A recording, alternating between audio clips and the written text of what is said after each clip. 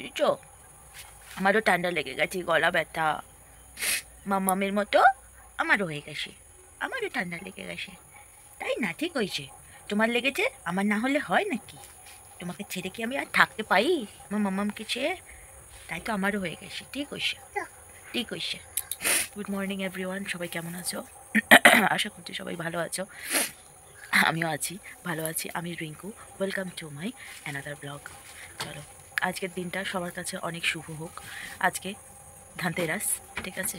তো সবাই নিশ্চয়ই কিছু কেনাকাটা করবে। সবাই খুব ভালো করে আজকের দিনটা এনজয় করো। সামনেই আর একদিন পর কালী পুজো। কথা বলছি বারবার গলাটা বসে যাচ্ছে। সকাল থেকেই আজকে মাথার খুব যন্ত্রণা আর গলা ব্যথা, মানে এগুলো প্রায় ব্যথা।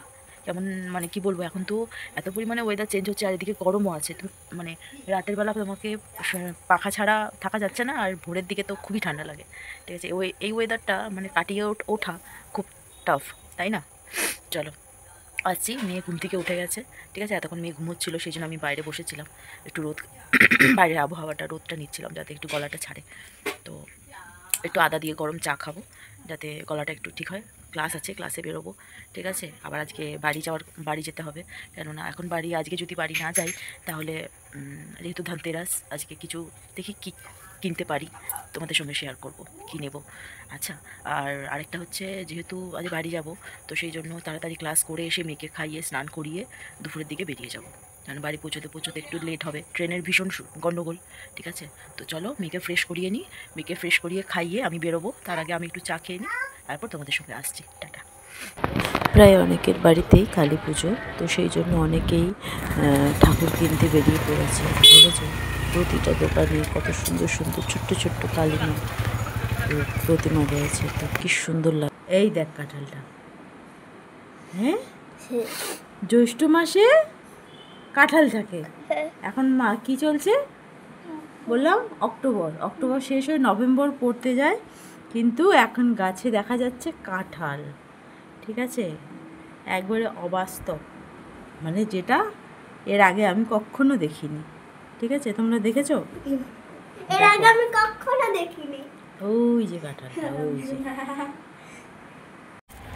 চলো, বাড়ি চলে এসেছি, ঠিক আছে? ক্লাস ছিল, ক্লাস করিয়ে বাড়ি আসলাম, ঠিক আছে? চলে এবার, এখন কটা বাজে? 12টা বাজতে যায় মানে। মেয়েকে খাওয়াবো, স্নান করাবো, দেখি কি করছে গিয়ে, তারপর কাজ আছে আরও, ঠিক আছে? আসছি আবার, গোয়িং টু হোম, শ্বশুর বাড়ি। আবার আসবো ভাইফোঁটার সময়, দাদা আসবে, তো আসা হবে আবার বুধবার দিন বোধহয় আসবো। চলো,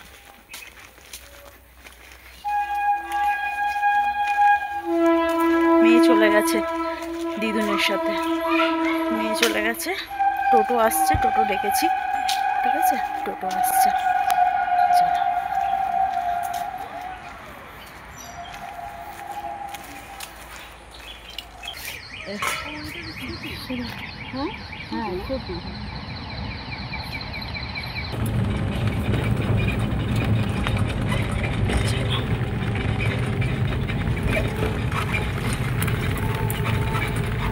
চশমা আনোনি? ফোন?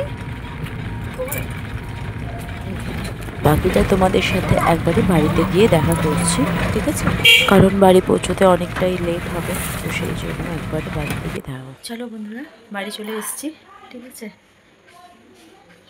বাড়ি চলে এসেছি, এই আসলাম, একটু আগে ফ্রেশ হলাম, মেয়েকে খাওয়ালাম, তারপর একটু বসেছি, ঠিক আছে? চলো তোমাদেরকে আমাদের বাইরেটা দেখাই। বলেছিলাম না আমাদের পাড়ার পুজো, কি সুন্দর করে পাড়ার যে দুটো রাস্তার যে কলোনির যে আমাদের রাস্তাটা কি সুন্দর করে সাজিয়েছে, লাইটিং করেছে। মা আসেনি এখনও, মাকে কালকে সকালে আনা হবে, ঠিক আছে? তোমাদেরকে সব কিছু শেয়ার করবো, দেখতে থাকো। এই দেখো কি সুন্দর লাইটিং করেছে, বুঝছো?